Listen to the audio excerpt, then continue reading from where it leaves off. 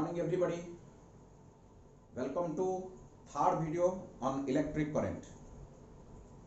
तो शुरू करने से पहले myself Lieutenant Tuti Krishna Khandwal, lecturer in physics. So in the previous class, that means in the second video on electric current, we have discussed threadbare in depth on that means what is electric current, what is current density, and what is drift velocity, and what is the relationship between drift velocity and potential difference, what is relationship between drift velocity and electric field, and what is the relationship between electric current and drift velocity. Okay, so please, before watching this third video on electric current, please watch the two videos on electric current, video number 1 and video number 2, so that your fundamental will be very clear, and after that you can understand the concept today we are going to develop. Okay, so in the previous class, let me revise a little bit. So I is nothing but your dq divided by dt is my first equation, and second equation. So current density J is equal to I divided by A, that is current for unit area. Okay, in the third equation, that is your Vd, drift velocity, is equal to A times tau, and fourth one is your drift velocity Vd is equal to E tau divided by m, and number 5 relation we have developed, Vd is equal to Ev divided by ml times tau. Okay, this is the relationship between electric field intensity. Let it be written in scalar form. I am writing in scalar form. Actually, drift velocity is a vector quantity, electric field intensity is also a vector quantity. Okay, it is in scalar form. And in number 6, I is equal to N E A Vd. This is the relationship between electric current and drift velocity. Okay, number 7, current density is equal to NeVd. Okay, so where this N is the number of electrons per unit volume, which is called your electron density, free electron density. This is your free electron density. Okay, so these are the formulae we have already derived in the previous two videos. So today we are going to move forward in this relation. So using all these relations, now we are going to develop a new law. Let us watch. So from this relation, you see, simultaneously I will make two derivations. Okay, you see. So from this relation, you see, J is equal to, so J is equal to NeVd. So this is the relationship between current density and drift velocity. Okay, so let us move ahead. So this implies J is equal to NeVd. Now we will substitute this relation. Okay, let us write down the magnitude only. This minus sign can be ignored. Okay, minus sign को हम ignore कर सकते हैं if we will write it in scalar form. Okay, so Vd is equal to E tau divided by m. The significance of negative sign is that the drift velocity of electrons are in opposite direction to that of the electric field. Electric field intensity का direction जिस तरफ रहेगा conductor के अंदर, electrons will be drifted in the opposite direction. Actually that is the significance of the negative side. Okay, we can ignore that. Actually, if you will write the magnitude only, then Vd is equal to E tau divided by m. Now using this formula over here, so it is E tau divided by m. equal to n e square tau divided by m times e. Okay, and you can see this n, the number of electrons per unit volume, electron density, free electron density is a constant quantity for a particular material, and this electronic charge is a fundamental concept, universal concept. So tau is the relaxation time which is constant at a particular temperature, and mass of the electron is also universal constant. So this is a constant quantity. The thing that is inside the bracket is a constant quantity. So you can see, I can write like this. So J is equal to this constant is represented by sigma. This is your sigma, which is called the conductivity of the material. Conductivity of the material of the conductor. Okay, this is your sigma times E. Actually, it's a very, very important relation.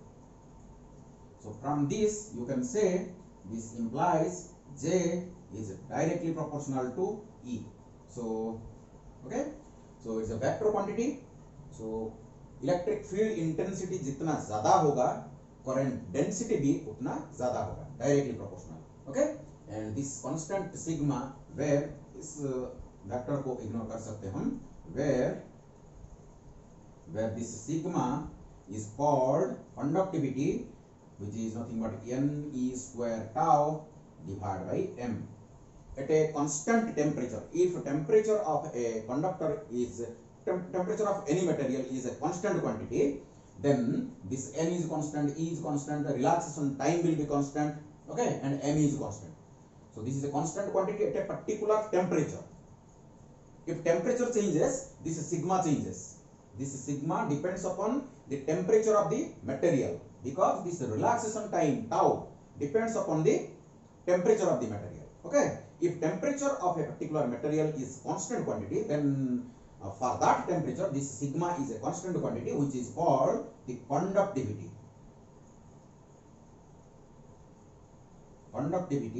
of the material,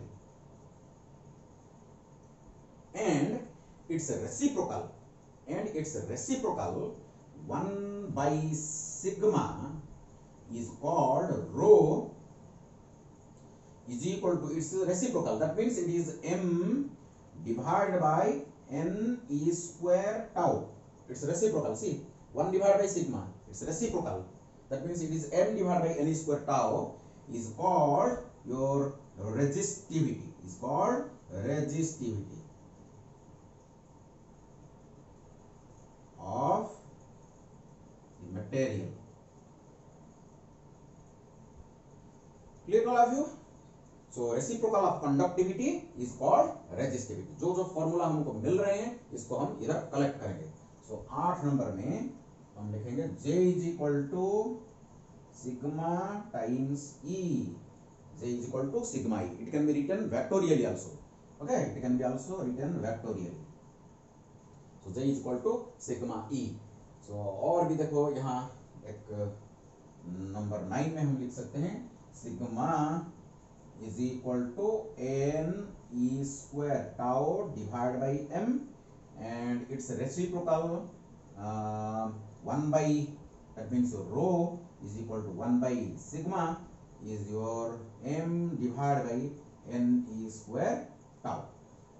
Okay, so these are the formulae we have derived just now. You see, in another way, actually keep in mind this J is equal to sigma E is called the mathematical form of Ohm's law. ये जो equation है Ohm's law की एक form है, Ohm's law का एक form है. Okay, देखो ओम्स लॉ हम इधर देखते हैं. अगर मैं इस इक्वेशन को यूज करूंगा, नंबर 6 इक्वेशन से अगर मैं शुरू करूंगा, I is equal to n e a b d. You can see this equation, the relationship between electric current and drift velocity. This is my relation. So if I will use this formula, you could see is equal to n e a v d. In place of v d, I will write this equation EV divided by ml times tau in terms of potential difference. Okay, so it is Vd is equal to EV divided by ml times tau. So this is my drift velocity. So if we will rearrange this equation is equal to n, you see E square, okay, then tau divided by m. देखो मैं बढ़िया लिख रहा हूं, ये सब constant को एक साथ रखूंगा, ये जितने भी कांस्टेंट देखो n e square tau divide by m, इसको मैं अलग कर दूंगा, और a डिवाइडेड बाई l इसको थोड़ा अलग रखूंगा, और इसके बाद मैं पोटेंशियल डिफरेंस को बाहर निकाल दूंगा. So there is an aim of writing like this. देखो ये जो कांस्टेंट है आप ये अंदर देख रहे हो n e square tau divide by m, you see n e square tau divide by m, this is my conductivity, this is my conductivity, you can see clear to all of you, this is my conductivity, its reciprocal is resistivity, its reciprocal is resistivity. okay, इसीलिए मैं इसको अलग करके रखा हूं, और ये जो कांस्टेंट्स है इसको हम बदल नहीं सकते. एक मटेरियल का ये क्वांटिटी एक कांस्टेंट क्वांटिटी, कंडक्टिविटी और या रेजिस्टिविटी मटेरियल का एक कांस्टेंट क्वांटिटी है. एक मटेरियल के लिए इसका स्पेसिफिक वैल्यू होता है. जब टेम्परेचर चेंज होता है तो resistivity and conductivity changes, but for a particular temperature resistivity and conductivity is constant. Clear? So it is the characteristics, this conductivity and resistivity are the characteristics of the material. इसके ऊपर भी हम आगे बहुत सारा डिस्कशन करेंगे, लेकिन अभी शुरू हो रहा है. चलो देखो, और ये जो A और L एक कंडक्टर का एरिया क्रॉस सेक्शन को हम चेंज कर सकते हैं, लेंथ को भी हम चेंज कर सकते हैं. देखो ये अगर कंडक्टर है, इसको हम अगर खींच देंगे पूरा ऐसे, इसको अगर स्ट्रेच कर देंगे तो इसका लेंथ भी चेंज हो जाएगा, इसका area of cross section change हो जाएगा, लेकिन इसका जो कंडक्टिविटी रेजिस्टिविटी ये चेंज नहीं होगा. ये मटेरियल का कैरेक्टरिस्टिक्स है, इसीलिए मैं इसको थोड़ा अलग करके एक ब्रैकेट के अंदर रखा हूं. लेकिन A and L constant quantities, but we can change them, हम चेंज कर सकते हैं. क्लियर? चलो तो देखो, सो दिस इंप्लाइज आई, ये पूरा जो कांस्टेंट ये सब देखो जो स्क्वायर ब्रैकेट के अंदर है ये एक कांस्टेंट है, इसको हम लिखेंगे g, इसको लिखेंगे g times v. Okay, that means इस g is called where g equal to n e square tau divide by m times a divide by l. इसको इस g को बोलते हैं conductance of the conductor, conductance of the conductor, conductance of the conductor. It is not of the material, ये material का नहीं है, ये बॉडी का है. ओके, कंडक्टर का कंडक्टेंस, ये कंडक्टेंस है, लेकिन 1 divide by conductance, the reciprocal of conductance is called resistance. This R is called resistance. The reciprocal of conductance is represented by resistance. Okay, so इधर हम ऐसा लिखेंगे, देखो I is equal to 1 divided by R. Conductance is equal to reciprocal of resistance, or conductance is equal to reciprocal of resistance, or reciprocal of resistance is equal to conductance, कुछ भी बोल सकते हो आप. So 1 by R times V. Okay, so ये जो equation आप देख रहे हो इसको हम ऐसे लिख सकते हैं, I is directly proportional to V. You see, so this is the another form of Ohm's law. So आपकी जो 10th बोर्ड में शायद आप पढ़े होंगे, I can now give the statement. So Ohm's law, इसका जो स्टेटमेंट है हम लिखते हैं, चलो लिखते हैं, स्टेटमेंट को लिखते हैं. So at a constant temperature, constant temperature, the current flowing through a conductor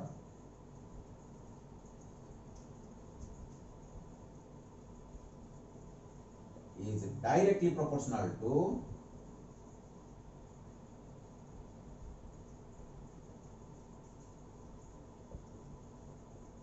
the potential difference across its terminals. So this is the statement of Ohm's law, which is written mathematically in this equation. V is equal to IR. V is equal to IR is the mathematical form of Ohm's law. So Ohm's law के बारे में बहुत सारा हम discussion करेंगे। देखो जो formula हमको मिल रहा है इसको हम कलेक्ट करके रखेंगे। देखो सो ये मेरा कंडक्टेंस है, इसका जो रेसिप्रोकल है इसको बोलते हैं रेजिस्टेंस। इसको देखेंगे, चलो इधर लिखते हैं। ये 10 नंबर है और ये 11 नंबर में लिखेंगे। सो G is equal to NE square tau divided by M times A by L। इसका जो रेसिप्रोकल है R is equal to, ये उल्टा हो जाएगा तो M divide by NE square tau L divide by A। आप देख सकते हो थोड़ा जगह कम है। देखो R इज इक्वल टू, मैं इधर लिख रहा हूं तो यहां लिखते हैं। देखो ये 12 है, ये 13 नंबर का है। तो R is equal to you see whatever inside the bracket is nothing but your resistivity. You see resistivity M divided by any square tau. M divided by any square tau is your resistivity. So it is rho, this is L by A, rho L divided by A. It's a very very important relation. ये जितने भी equation आप देख रहे हैं सब तो important है, लेकिन ये इक्वेशन, ये जो relation is very very important. इसके ऊपर बहुत सारा क्वेश्चन फ्रेमिंग होते हैं आपका नीट एग्जाम में, जितने भी आपका जेई मेन और एडवांस में इसके रिलेटेड बहुत सारा इलस्ट्रेशंस फ्रेमिंग किया जाता है, प्रॉब्लम्स फ्रेमिंग किया जाता है। सो इसके रिलेटेड बहुत सारा प्रॉब्लम आज हम सॉल्व भी करेंगे। चलो इसको देखो, अच्छी तरह इसको देखो, मैं मिटाऊंगा इसको। क्लियर है? देखो ये जो डेरिवेशन क्लियर है। ये भी देखो ओम्स लॉ का एक फॉर्म है, ये भी ओम्स लॉ का एक फॉर्म है। देखो आप देख सकते हो। देखो ये, इसको थोड़ा सा मैं आगे जाऊंगा।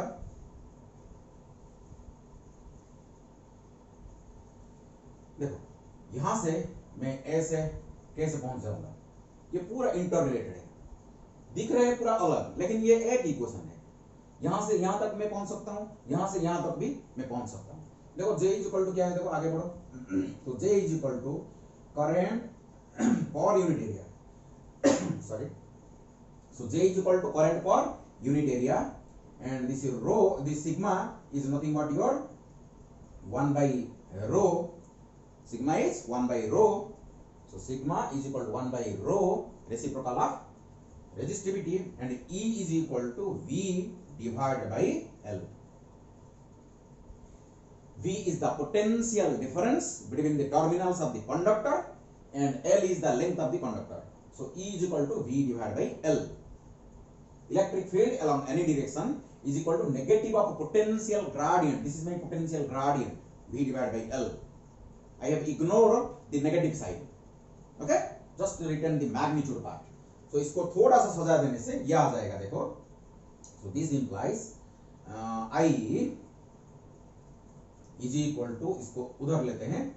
So देखो I is equal to ऐसे ले जाते हैं, इधर भी ले आ सकते हैं। चलो इसको इधर लेते हैं, इधर देखो V को पहले मैं लिखूंगा, V इज इक्वल टू, रो को इधर लेके आ जाऊंगा। देखो रो L divide by A times I। देखो थोड़ा सा रीअरेंजमेंट, नथिंग एल्स, थोड़ा सा रीअरेंजमेंट मैंने किया। तो इसको पहले लिखते हैं। So V is equal to rho L divide by A times I. So you can see what is this? What is this? So this implies V is equal to, this is my R. You can see rho L by A. Rho L by A, this is my resistance of the conductor, R times I. So V is equal to RI. So यहाँ भी देख सकते हो आप, V is equal to RI, okay, और I is equal to V divided by R. तो ये जो दो रिलेशन है, दे आर इंटर रिलेटेड. यहां से मैं अगर शुरू करूंगा तो यहां पहुंच जाऊंगा, यहां से शुरू करूंगा तो यहां पहुंच जाऊंगा. ये दोनों ओम्स लॉ का, ये जो ओम्स लॉ का मैथमेटिकल फॉर्म है. क्लियर? ओके. सो चलो इसको हम डिस्कशन करेंगे. So V is equal to IR, इधर भी लिखते हैं ओम्स लॉ. सो 13 में V is equal to I times R. Clear? So these are the equations we have developed. चलो आगे बढ़े.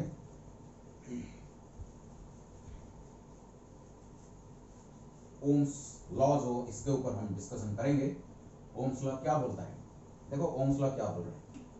Ohms law states that at constant temperature, अगर temperature constant है तो at constant temperature the current flowing through a conductor is directly proportional to the potential difference across its terminals. लेकिन this Ohm's law is not an universal law. Ohm's law is not a universal law. So Ohm's law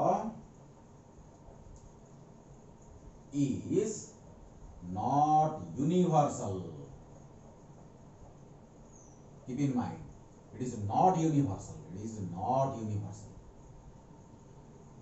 Okay? So actually, जितने भी हमारा materials होते हैं,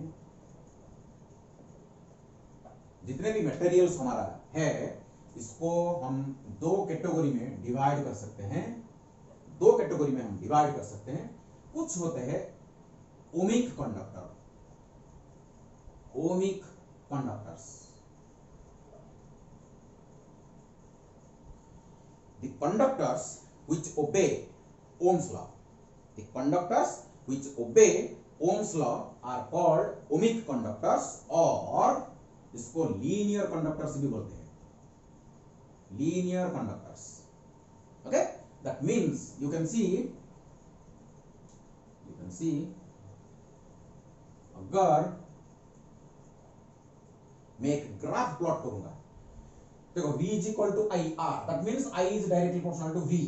I is directly proportional to V or V is directly proportional to I, because R is a constant quantity at a particular temperature and particular shape and size of the material. Okay, you see. Suppose इस यहां में लूंगा potential difference across the terminals of the conductor, and इधर में अगर I को लूंगा y axis में, यू विल फाइंड अगर ये ओमिक कंडक्टर होगा और लीनियर कंडक्टर होगा तो the graph will be like this. It will be a straight line. That means the current through the conductor, that means current in a conductor will be directly proportional to the potential difference. So that is why the graph will be a straight line. Okay? So एक conductor आपको दिया जाता है, ये ohmic conductor है ये या non ohmic conductor है. इसको कंफर्म करने के लिए आपको एक्सपेरिमेंट करके ये ग्राफ आपको प्लॉट करना है. अगर ये graph between V and I, इसको हम बोलते हैं static characteristics. Okay, this VI graph is called static characteristics. अगर स्टैटिक कैरेक्टरिस्टिक्स एक स्ट्रेट लाइन बनता है तो उस कंडक्टर को हम बोलते हैं ओमिक कंडक्टर और लीनियर कंडक्टर. देखो एक यहां एक बढ़िया पॉइंट है. अगर मैं यहां क्या करूंगा, देखो ऐसे सपोज ये जो पोर्शन है, अगर मैं इतना पोटेंशियल डिफरेंस चेंज करूंगा, इसको अगर मैं V नाम दे दूं, ओके, dV भी नाम दे सकते हो आप. इसको इतना V है, इतना पोटेंशियल डिफरेंस चेंज होने से अगर इतना करंट चेंज हो रहा है तो आप देख सकते हो अगर ये मेरा थीटा है, ये भी मेरा थीटा होगा, तो इसका जो slope of VI curve, slope of VI curve देखो क्या हो रहा है. तो it is I divide by V. देखो y divide by x. y divided by x is nothing but the slope of the curve, which is your tan theta. Slope of the curve will be equal to tan theta, and I by v, you see, I divided by v is equal to 1 by r, 1 divided by r. That means इसका अगर हम reciprocal ले जाएंगे, that means 1 divided by tan theta is equal to r.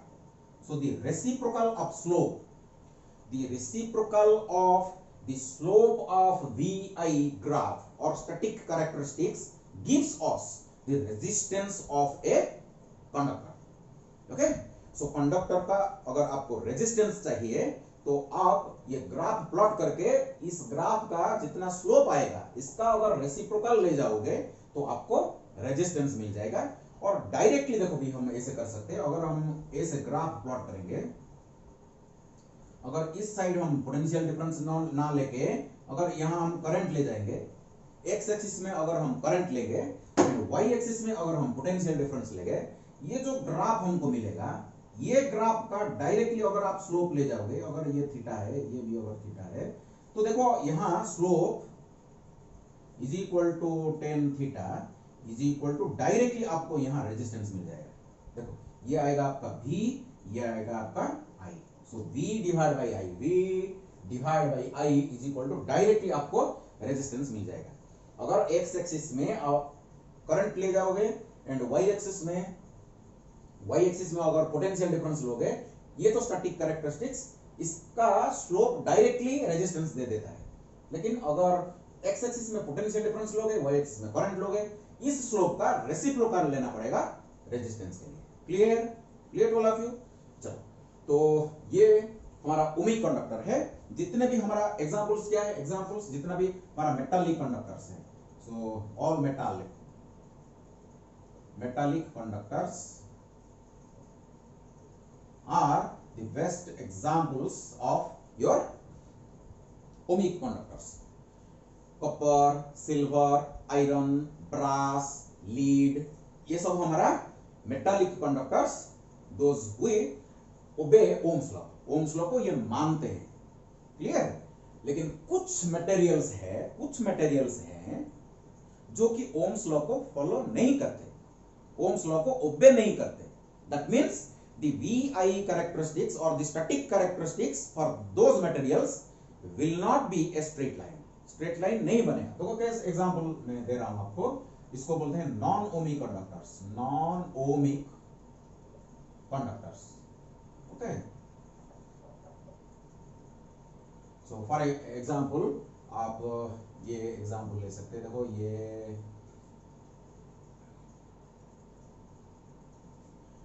आपका हो जाएगा crystal rectifiers.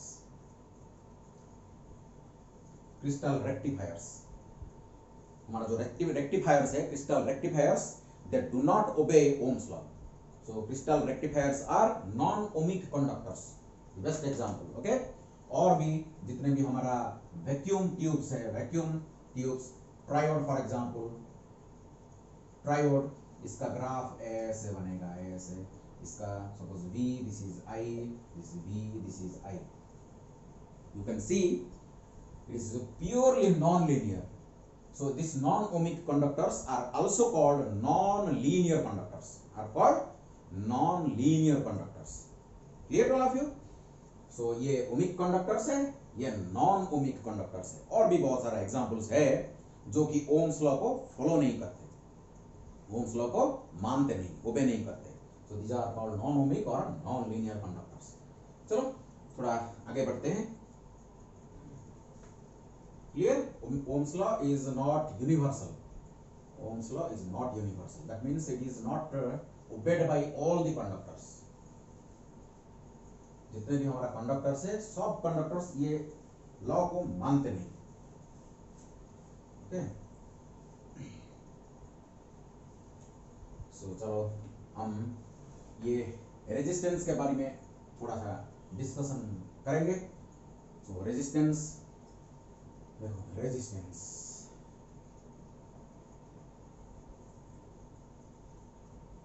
So what is resistance? So resistance is nothing but the opposition offered by the material to the flow of charge carriers or to the flow of electric current through the material. So resistance is nothing but the opposition. Resistance is nothing but the opposition offered by the material, okay, to the flow of current.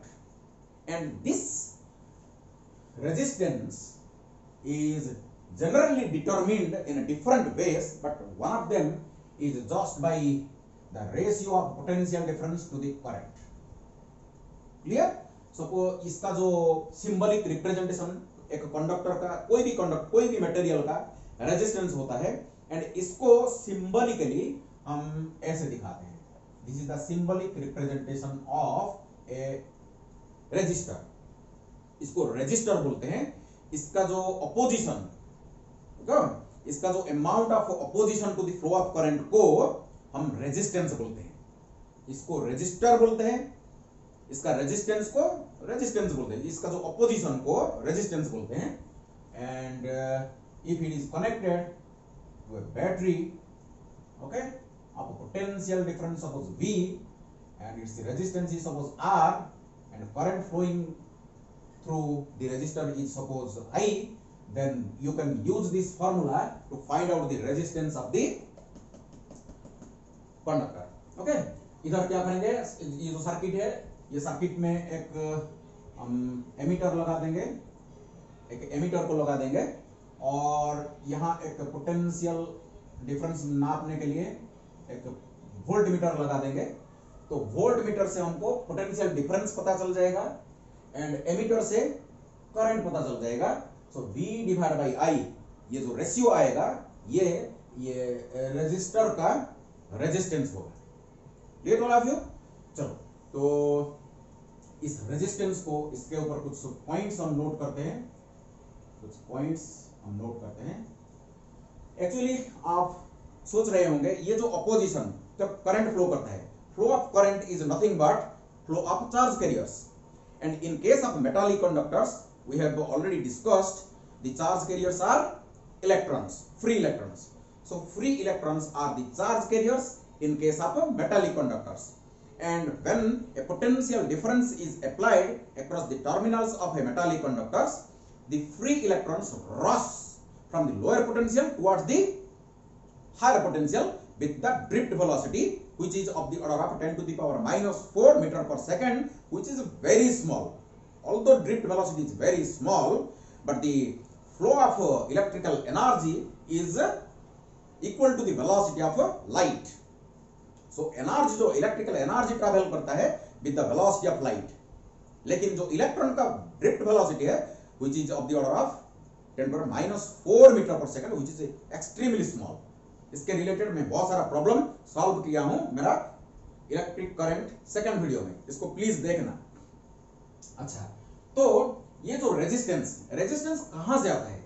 Electron जब drift करते हैं towards the higher potential, so why there is opposition to the free electrons? Actually, while they are rushing towards the higher potential, they collide with themselves, so also they collide with the lattice, the positive ions. Free electron को छोड़ के बाकी जो material है, positive ions, इसको हम लटिस बोलते हैं. इस पॉजिटिव आयन के साथ ये इलेक्ट्रॉन्स क्या करते हैं? कोलाइड करते हैं. इसीलिए ड्रिफ्ट वेलोसिटी बहुत कम होता है. आप यहां से भी देख सकते हैं. देखो ये ड्रिफ्ट वेलोसिटी, तो आप यहां देख सकते हो Vd drift velocity is equal to I divide by NEA. Drift velocity is equal to I divide by NEA, but this N for metallic conductors is of the order of 10 to the 28 per meter cube. You see, this Vd is equal to I divided by NEA. This N, the number of free electrons per unit volume, the free electron density is extremely large. That is why this drift velocity is extremely small, of the order of 10 to the minus 4 meter per second. But in contrary, you can see the thermal velocity of free electrons before the application of potential difference. It is extremely large, 10 to the power 5 meter per second. Okay, so thermal velocity is extremely large, but the drift velocity is extremely small because this n is extremely large, 10 to the power 28 per meter cube for metallic conductors. For example, copper का 1 metre cube में 10 to the power 28 free electrons are available. That is why this VD drift velocity is extremely small. Clear to all of you? So, and while these electrons are drifting towards the higher potential, they collide with themselves, so also collide with the positive ions. That means with the lattice, due to which there is an opposition to their flow, to their movement, and that opposition to the flow of charge carriers, or that is flow of current, is represented by a physical quantity, and that physical quantity is called your resistance. That physical quantity is called your resistance. Okay, so this resistance, number one में its SI, its formula पहले लिखेंगे. Its formula you can see R is equal to rho L divided by A. R is equal to rho L divided by A. So यहाँ से clearly आप देख सकते हो the resistance of a conductor is directly proportional to its length. Resistance of a conductor is directly proportional to its length. So length जितना लंबा होगा, conductor का लेंथ जितना लंबा होगा, जितना बड़ा होगा, रेजिस्टेंस भी उतना बड़ा होगा. क्लियर?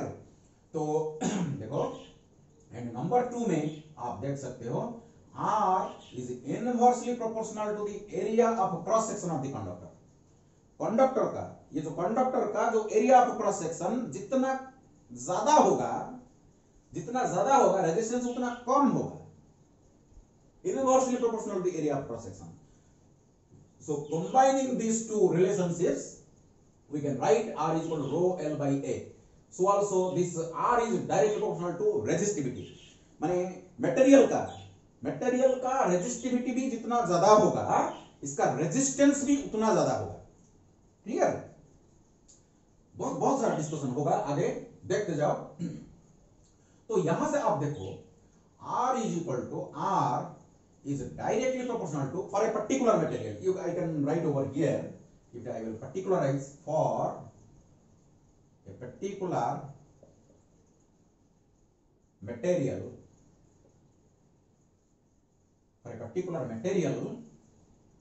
at constant टेम्परेचर को भी मैं कांस्टेंट रख दूंगा.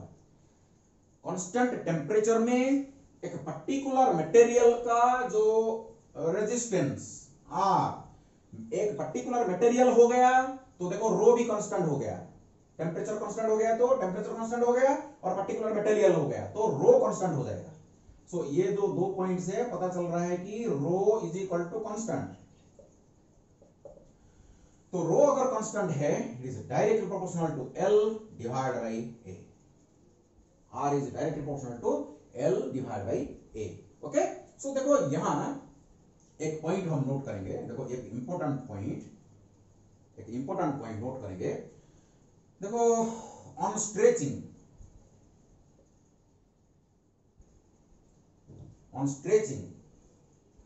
keeping volume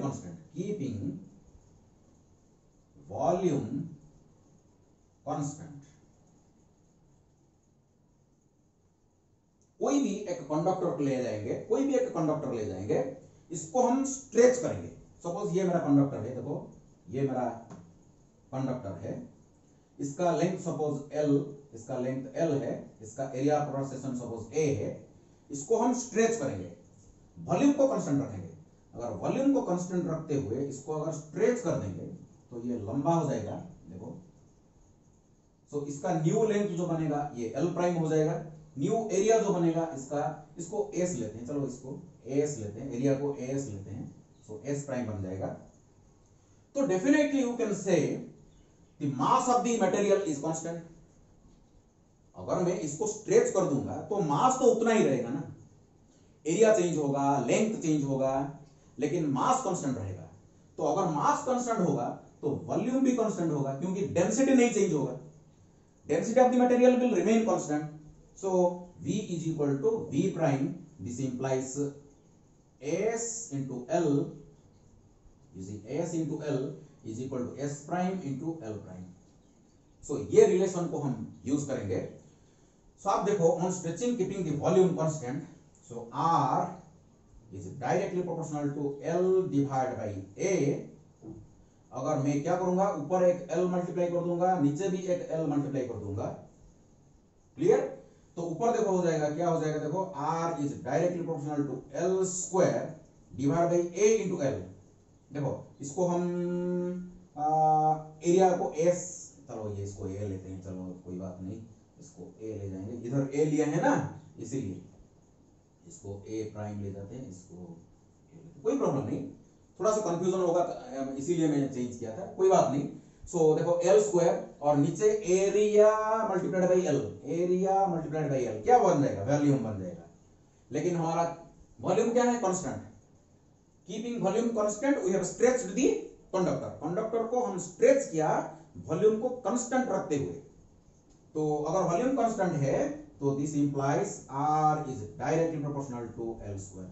ये वेरी वेरी इंपॉर्टेंट रिलेशन है, ये वेरी वेरी इंपॉर्टेंट रिलेशन बनता है, इधर लिखेंगे हम। सो 15 में इसको कलेक्ट करेंगे, यहाँ लिखेंगे, चलो इधर लिखते हैं। सो 15 में लिखेंगे R is directly proportional to L, 16 में R inversely proportional to A, and 17 में R is directly proportional to L square if V is equal to constant, if V is equal to constant। तो देखो अगर length को देखो, आप समझ रहे हो ना, ये क्लियर है। चलो इसको मैं थोड़ा मिटाऊंगा।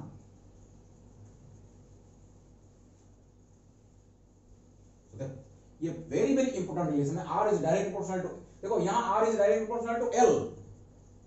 अगर area is constant, please keep in mind, अगर एरिया कांस्टेंट होगा तो R is directly proportional to L,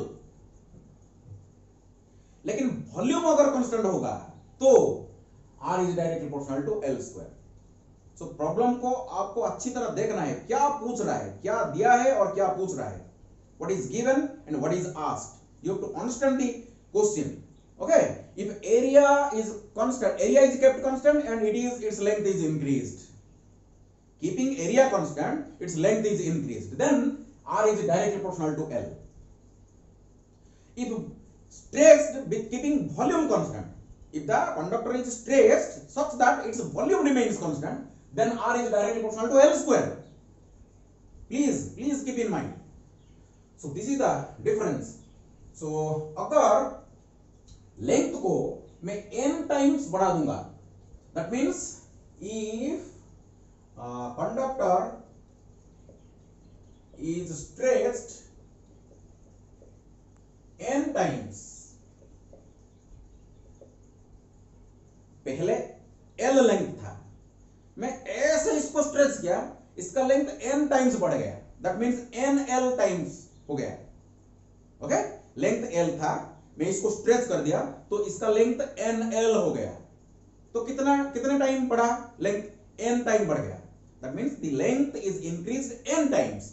then what is about its resistance, then resistance increases by n square times। please keep in mind, very important। you see R is directly proportional to L square if volume is constant। if length is increased n times, then R is directly proportional to NL square। so n square L square, so resistance will be increased n square times। अगर ये concept को आप mind में रखोगे तो बहुत सारा problem easy में सॉल्व हो जाएगा। जितने भी मैं कंसेप्ट आपको बोल रहा हूं इसको दिमाग में उतारो प्लीज। अगर कुछ समझ में नहीं आ रहा है प्लीज कमेंट करो, नीचे क्वेश्चन करो, मैं नेक्स्ट वीडियो में इसको आपको समझाऊंगा। देखो ये एक तरीका है। सेकेंड में देखो on stretching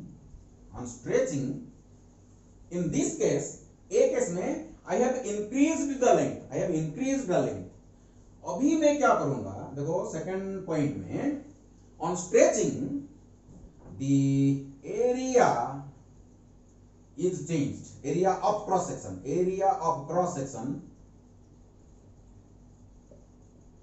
is changed, that is radius is changed, radius r is changed। अभी मैं क्या करूंगा, रेडियस को चेंज करूंगा। इससे पहले क्या किया था, लेंथ को चेंज किया था, लेकिन अभी क्या कर रहा हूं, रेडियस को चेंज कर रहा हूं।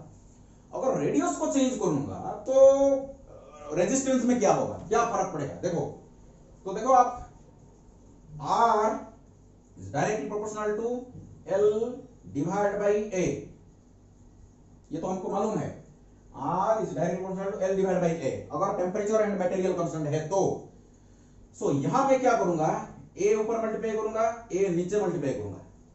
ओके, तो देखो ये क्या बन जाएगा, ऊपर तो वॉल्यूम हो गया, देखो area of cross section multiplied by length, ये तो वॉल्यूम बन जाएगा, divide by A square.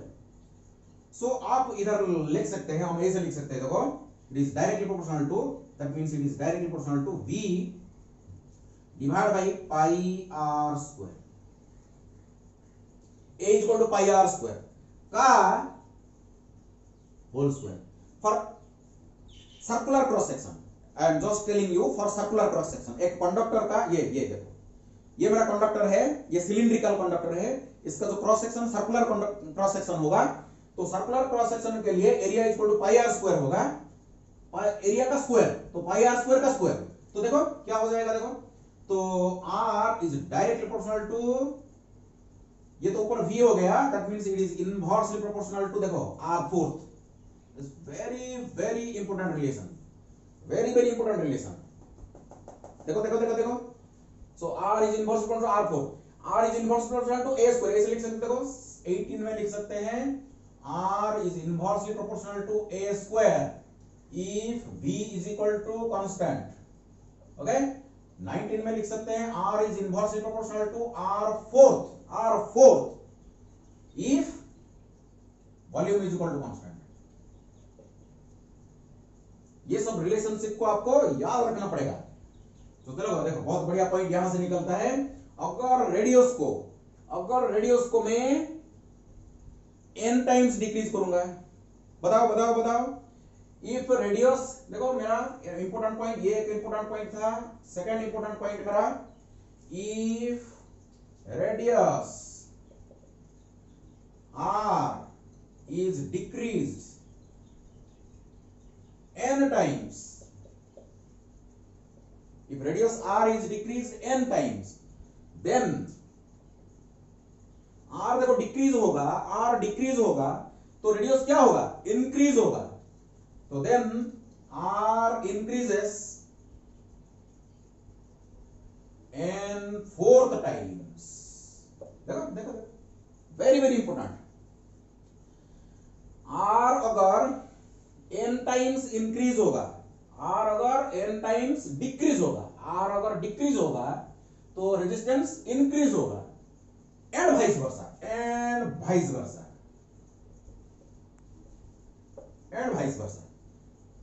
Radius घटेगा, देखो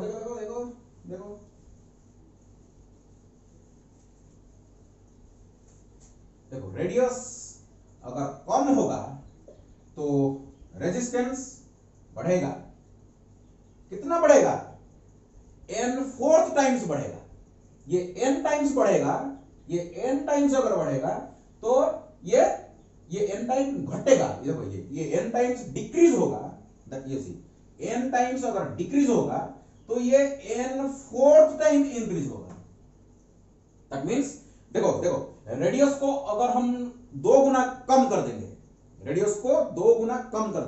if radius is decreased 2 times, then resistance will be increased 2 का power 4 times, that means 16 times. अगर 2 टाइम्स रेडियस को कम कर देंगे, रेडियस को 2 टाइम्स अगर कम कर देंगे तो रेजिस्टेंस क्या होगा, 16 टाइम्स बढ़ जाएगा। अगर ये कॉन्सेप्ट को आप दिमाग में उतारोगे तो बहुत सारा प्रॉब्लम आपका बाएं हाथ का खेल होगा। तो कॉन्सेप्ट को पकड़ो, इसीलिए मैं बोल रहा हूं ना, कॉन्सेप्ट को पकड़ो प्लीज। आप समझ रहे हो, ये समझ रहे हो ना, समझ रहे हो। रेडियस अगर 2 टाइम्स कम होगा तो रेजिस्टेंस 16 टाइम्स बढ़ेगा। अगर रेडियस 3 टाइम्स कम हो जाएगा, 1/3, रेडियस सपोज 1/3 हो गया, पहले आर था अभी 1/3 आर हो गया, दैट मींस R/3 हो गया, तो रेजिस्टेंस कितना ज्यादा हो जाएगा अगर वॉल्यूम कांस्टेंट है तो ये 27 टाइम्स बढ़ जाएगा। 81 3 3 जा 9 3 जा 27 3 जा 81 टाइम्स बढ़ जाएगा। 3 का 4th पावर, 3 की 4th पावर से बढ़ेगा ये। क्लियर क्लियर, चलो आगे बढ़ते हैं और रेजिस्टेंस के बारे में बहुत सारा डिस्कशन करेंगे।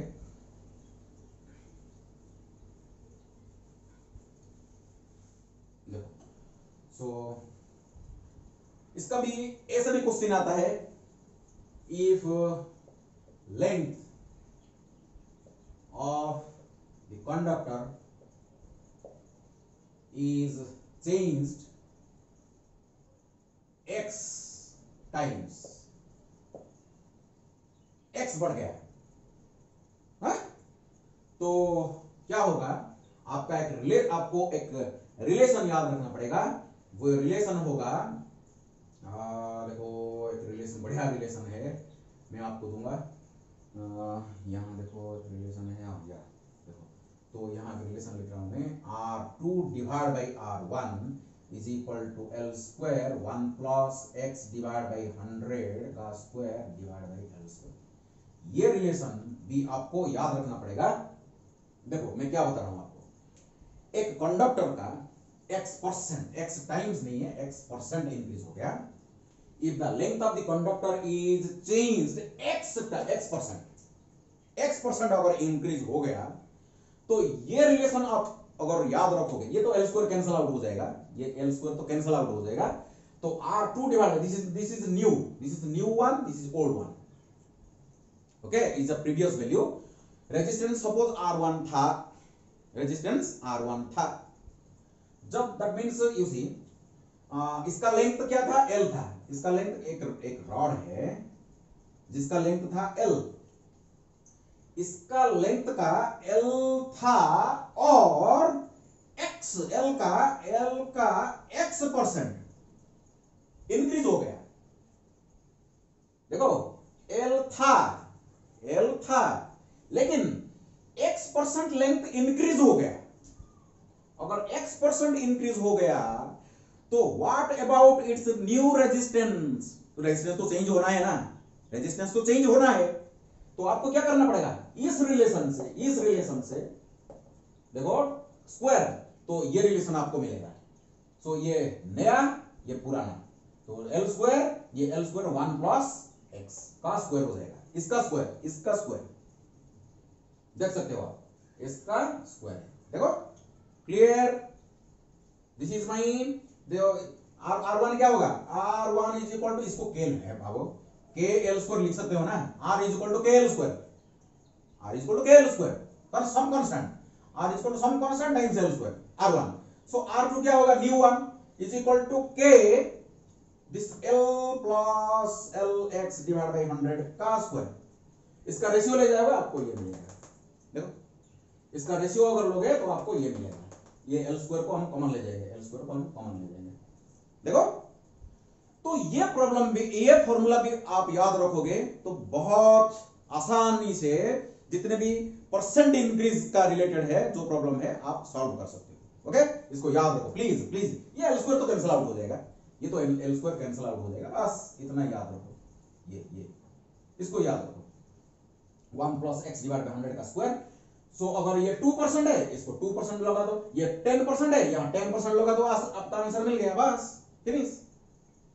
R1 तो दिया होगा, इनिशियल रेजिस्टेंस तो आपको दिया होगा, तो फाइनल रेजिस्टेंस क्या है?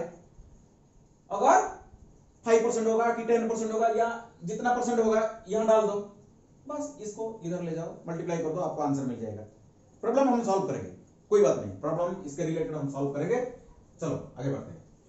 तो देखो एक पॉइंट है इधर, हम नोट करेंगे। सो एक point, very very important point, important point क्या है? अगर ये जो x%, if this x% is less than 5%, 5% से अगर ये कम है तो, 5% से अगर ये कम है तो आपको ये फॉर्मूला यूज करने की कोई जरूरत नहीं। देखो, I am telling a very very important point which can be used to solve numerous problems. If the percentage increase in the length of the conductor is very small, that is less than 5%, directly you can use this formula. Okay, if x is less than 5%, then your resistance will be the percentage change in resistance,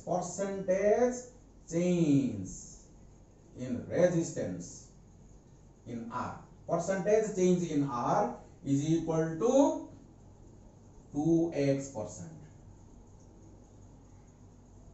ये condition है, if x is less than 5%, ये condition है। Okay, if x is less than 5%, लेने की जरूरत नहीं। If x is less than, you see x तो percentage है ना, x तो परसेंटेज है। If x is less than 5, that means if length is changed 5 times, 4 times, 3 times, 2 times, like this, less than 5%, come change हुआ है length में, अगर कम change हुआ है, 5% से कम लेंथ चेंज हुआ है, तो डायरेक्टली आप ये फॉर्मूला यूज कर सकते हैं। अगर एरर का कॉन्सेप्ट आपका क्लियर है, एरर फर्स्ट ईयर में आपको, फर्स्ट चैप्टर में, यूनिट डायमेंशन चैप्टर में, अगर आपको एरर पढ़ा गया है, आपको एरर की कॉन्सेप्ट मालूम है, तो आप ये शायद समझ गए होंगे। ओके, देखो ये मेरा R इज इक्वल, देखो ये R is equal to KL² लिख सकता हूं। तो इसको अगर मैं डिफरेंशिएट करूंगा, delta R divide by R is equal to K to delta L divide by L। Okay, ये तो कांस्टेंट क्वांटिटी है, इधर मैं 100% मल्टीप्लाई कर दूंगा, यहां भी मैं 100 में मल्टीप्लाई कर दूंगा। इस ट्यूब को इग्नोर कर दो, ये 2 रहने दो, के को इग्नोर कर दो। चलो, सो देखो आप, ये क्या है? What is this? This is the percentage change in resistance is equal to, what is this? ये क्या है? ये percentage change in length, 2 times percentage change in length. ये तो ये एरर से आया है, एरर का जो चैप्टर है वहां से आया है। लेकिन ये डेल्टा एल जो change in length, that must be very small, this percentage change in length must be very small in order to use this formula. अगर 10%, 15% इंक्रीज हुआ, 20% इंक्रीज हुआ, 50% अगर इंक्रीज हुआ, तो आप ये फॉर्मूला यूज करोगे। ओके, ये एक्यूरेट फॉर्मूला है, ये अप्रोक्सीमेट फॉर्मूला है।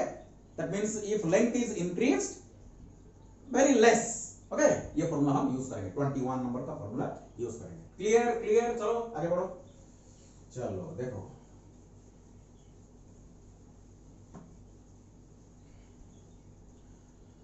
सो इसका सेकंड पॉइंट मेरा, 1 नंबर पॉइंट में रेजिस्टेंस का बहुत डिस्कशन हुआ है। सो 2 नंबर पॉइंट में इसको अगर आप देखोगे, R its SI unit, its SI unit को देखो, एसआई यूनिट क्या होगा? भी को किस में मेजरमेंट करते हैं? वोल्ट, करंट को एम्पियर, इसको बोला जाता है ओम। इसको क्या बोलते हैं? ओम। लेकिन ये स्मॉल ओ से शुरू होगा, ओम, एंड इसको ऐसे रिप्रेजेंट करते हैं, ऐसे। This is the representation of ohm. Clear? So the SI unit of resistance is ohm. Clear all of you? सो आप देख सकते हो, अगर एक कंडक्टर है, इसको मैं एक बैटरी के साथ ज्वाइन कर दूं, suppose V is equal to 1 volt, 1 volt का एक बैटरी लगाऊंगा, सपोज 1 एम्पियर का करंट फ्लो कर रहा है, तो इस कंडक्टर का रेजिस्टेंस क्या होगा? तो 1 ओम होगा। समझो, 1 ओम का रेजिस्टेंस कितना है? 1 ओम का रेजिस्टेंस कितना है? कौन सा कंडक्टर का रेजिस्टेंस को 1 ओम हम बोलेंगे? अगर 1 वोल्ट का पोटेंशियल डिफरेंस अप्लाई करने से इस रेजिस्टर में अगर 1 एम्पियर का करंट फ्लो कर रहा है, तो इस रेजिस्टेंस को, इस रजिस्टर का रेजिस्टेंस को 1 ओम बोला जाता है। इसको ऐसे भी बोल सकते हैं, the resistance of this resistor is said to be 1 ohm if a current of 1 ampere flows through it when it is connected through a potential difference, connected through a battery of a potential difference 1 volt. Clear? फिर से बोलूं, the resistance of a resistor is said to be 1 ohm if a current of 1 ampere flows through it when a potential difference of 1 volt is applied across its terminals. ऐसे बोल सकते हैं, कई तरीके से आप बोल सकते हैं, लेकिन इसका जो फिजिकल सिग्निफिकेंस को प्लीज समझो। ओके? 1 वोल्ट का पोटेंशियल डिफरेंस अप्लाई करने से अगर 1 ओम का करंट फ्लो कर रहा है इस रेजिस्टर से, तो इस रेजिस्टर का रेजिस्टेंस को 1 ओम बोला जाता है, 1 ओम। चलो, तो इसका नंबर 3 में अगर डायमेंशन में पूछूं, क्या कर सकते हो? निकालो। डायमेंशन आपको आना चाहिए, कोई भी फिजिकल क्वांटिटी का डायमेंशन निकालने के लिए इसका फॉर्मूला यूज करो। सो V डिवाइड बाई I, जो पोटेंशियल डिफरेंस का, यहां करंट का। ओके? सो पोटेंशियल डिफरेंस का अगर डायमेंशन याद है तो डायरेक्टली सब्स्टिट्यूट कर सकते हो, अगर याद नहीं है तो इसका फॉर्मूला लिखो, potential difference is equal to work done per unit charge. So work done का डायमेंशन, चार्ज का डायमेंशन, करंट का डायमेंशन। सो वर्क का डायमेंशन पता है क्या? M1 L2 T-2। Okay? Divide by Q का डायमेंशन बताओ, चार्ज का डायमेंशन क्या है? A1 T1, और करंट का डायमेंशन क्या है? A1। तो चलो कलेक्ट कर दो इसको। सो क्या हो जाएगा? देखो, M1 L2, ये 1 ऊपर जाएगा तो T-3 A-2। So this is the dimension of electrical resistance. Unit ohm, dimension M1 L2 T-3 A-2। तो इसको लिख के रखते हैं इधर, इसको डायमेंशन को देखो, M1 L2 T-3 A-2, इसका डायमेंशन है। इसको मैं हटा दूं थोड़ा, देखो डायमेंशन हो गया। देखो पहले हम डिस्कशन किए हैं, ये इधर देखो, इधर कहां है देखो, ये जो कंडक्टेंस है, ये जो conductance and resistance, you see 4 number point में हमको पता है कंडक्टेंस G, जिसमें conductance is equal to reciprocal of resistance. Conductance is a physical quantity which is reciprocal of resistance. तो इस कंडक्टेंस का अगर मैं एसआई यूनिट पूछूं, बताओ 5 नंबर में बताओ, एसआई यूनिट ऑफ कंडक्टेंस क्या होगा? Reciprocal of resistance. तो एम्पियर बाई वोल्ट होगा, तो एम्पियर बाई वोल्ट होगा। दैट मींस क्या होगा? इसको बोलते हैं मो, उल्टा MHO, मो ऐसे पढ़ते हैं, और इसका जो रिप्रेजेंटेशन है ऐसा, उल्टा, इसका उल्टा, इसको बोलते हैं मो। लेकिन और एक नाम है, एक साइंटिस्ट के नाम से, साइमंस। साइमंस आपकी जो बोर्ड एग्जाम है इसमें आ सकता है। सो साइमंस कौन सा फिजिकल क्वांटिटी का एसआई यूनिट है? तो कंडक्टेंस। कंडक्टेंस। सो कंडक्टेंस का एसआई यूनिट को साइमंस बोला जाता है, एक साइंटिस्ट का नाम है ये, ठीक है। तो इसका अगर मैं यूनिट पूछूंगा, जी का अगर यूनिट तो ये हो गया, अगर डायमेंशन पूछूंगा तो बताओ क्या होगा? ये तो रेसिप्रोकल ऑफ रेजिस्टेंस है, तो ये जितना प्लस है वो माइनस हो जाएगा, जितना माइनस है वो प्लस हो जाएगा, तो रेसिप्रोकल हो जाएगा ना। तो क्या हो जाएगा देखो, m-1 l-2 t+3 a+2 हो जाएगा। क्लियर? Okay, any doubt? तो अभी बताओ, रेजिस्टेंस थोड़ा सा हम कलेक्ट करेंगे। रेजिस्टेंस कौन सी फैक्टर्स के ऊपर डिपेंड करता है? कौन कौन फैक्टर से डिपेंड करता है? देखो R इधर लेते हैं, ओके, 22 कर देंगे इसको। R डिपेंड्स अपन, बताओ R किसके ऊपर डिपेंड करता है? लेंथ के ऊपर डिपेंड करता है, हाँ। एरिया ऑफ क्रॉस सेक्शन के ऊपर डिपेंड करता है, हाँ।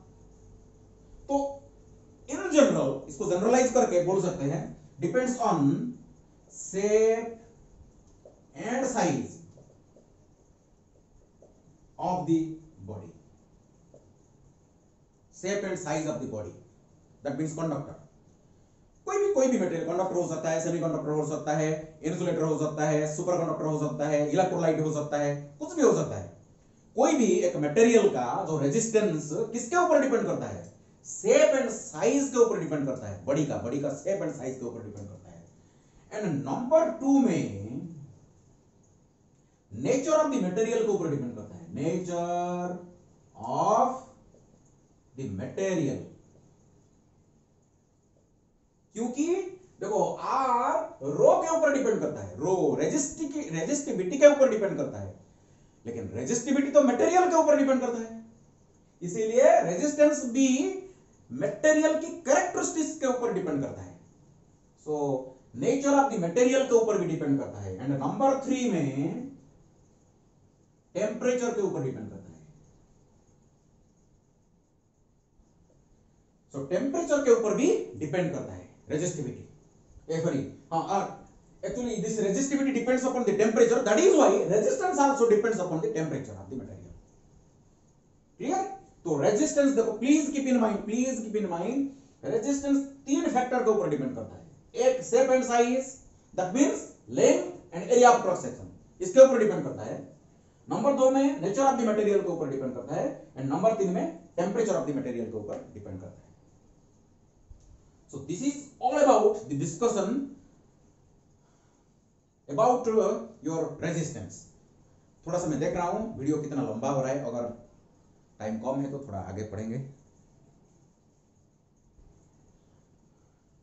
नहीं, ये 1 घंटा 8 मिनट हो गया है, शायद आपका पेशेंस है कि नहीं पता नहीं। सो इसीलिए इसको यहां इस वीडियो को कंप्लीट करते हैं, और मेरा नेक्स्ट वीडियो जो आएगा, इस जो जितने भी मैं कंसेप्ट आपको दिया आज, देखो बहुत सारा कंसेप्ट है, तो आज का वीडियो प्लीज बहुत इंपॉर्टेंट है, इसको फिर से 2 बार देखो, 3 बार देखो, 4 बार देखो। आज का जो जितना सारा कंसेप्ट मैंने पढ़ाया, अगर ये कंसेप्ट मजबूत हो गया तो आगे हम आसानी से बढ़ते जाएंगे। जो जो नई वीडियो आएगा वो आपको बहुत बढ़िया लगेगा। अगर ये कंसेप्ट, अगर देखो कितना सारा 21 फॉर्मूला मैंने यहां रख दिया आपके लिए, ये फॉर्मूला लिखा इस यहां मैं रहने देता हूं, इसको जो नेक्स्ट वीडियो आएगा इसके रिलेटेड हम प्रॉब्लम सॉल्व करेंगे। जब तक आप प्रॉब्लम सॉल्व नहीं करोगे आपका कंसेप्ट क्लियर नहीं होगा।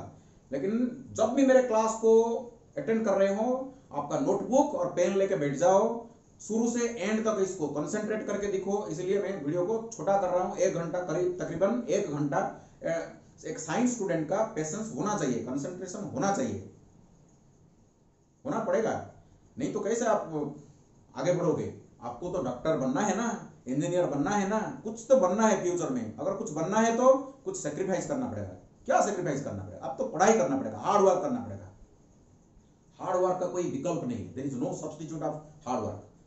सो देखो मैं जितना हार्ड वर्क कर रहा हूं आपके लिए उससे ज्यादा आपको करना पड़ेगा। अगर मैं 10 प्रॉब्लम सॉल्व कर रहा हूं आपको तो 100 प्रॉब्लम सॉल्व करना है। इसीलिए चलो वीडियो को यहाँ विराम देते हैं। Thank you all, God bless you.